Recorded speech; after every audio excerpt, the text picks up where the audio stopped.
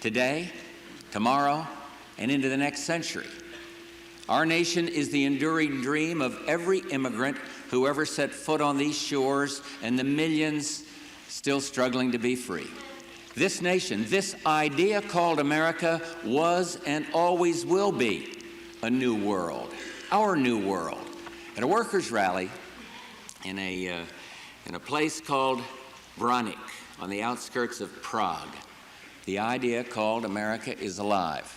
A worker dressed in grimy overalls rises to speak at the factory gates, and he begins his speech to his fellow citizens with these words of a distant revolution.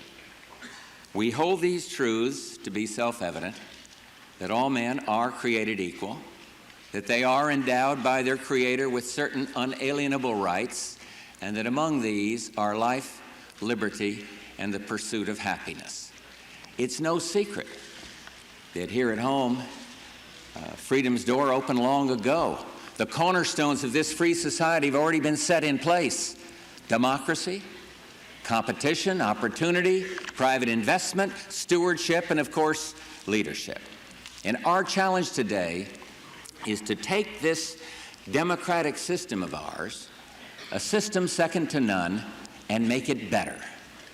A better America, where there's a job for everyone who wants one, where women working outside the home can be confident their children are in safe and loving care, and where government works to expand child care alternatives for parents.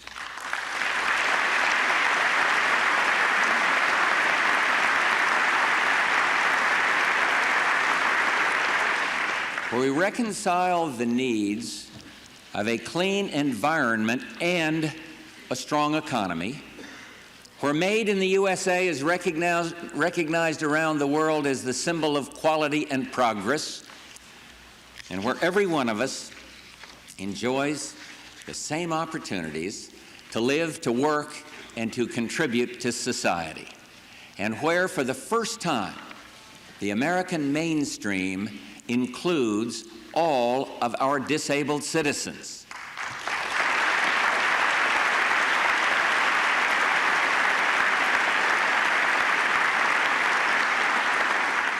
Where everyone has a roof over his head and where the homeless get the help they need to live in dignity. Where our schools challenge and support our kids and our teachers, and where all of them make the grade. Where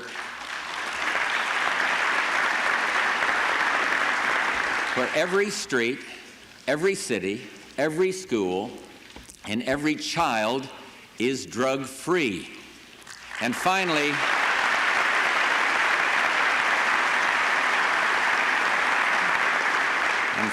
where no American is forgotten. Our hearts go out to our hostages who are ceaselessly on our minds and in our efforts. That's part of the future we want to see, the future we can make for ourselves, but dreams alone won't get us there. We need to extend our horizon, commit to the long view, and our mission for the future starts today. In the tough, competitive markets around the world, America faces the great challenges and great opportunities. And we know that we can succeed in the global economic arena of the 90s, but to meet that challenge, we must make some fundamental changes, some crucial investment in ourselves. Yes, we are going to invest in America.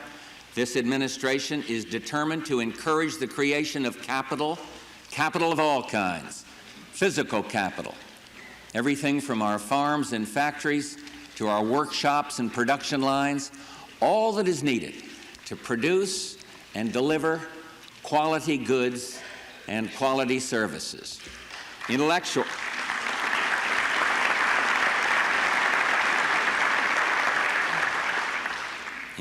capital, the source of ideas that spark tomorrow's products.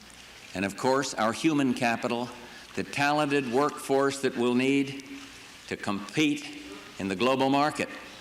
Let me tell you, if we ignore human capital, If we lose the spirit of American ingenuity, the spirit that is the hallmark of the American worker, that would be bad.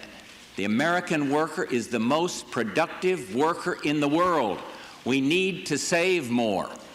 We need to expand the pool of capital for new investments that mean more jobs and more growth.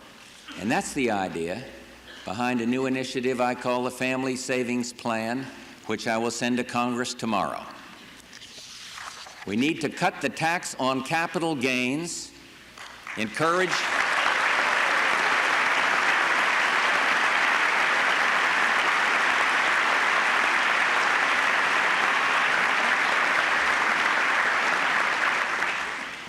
risk takers, especially those in our small businesses, to take those steps that translate into economic reward, jobs, and a better life for all of us. We'll do what it takes to invest in America's future.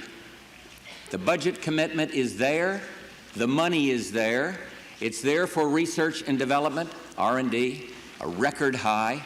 It's there for our housing initiative, HOPE, H-O-P-E, to help everyone from first-time home buyers to the homeless.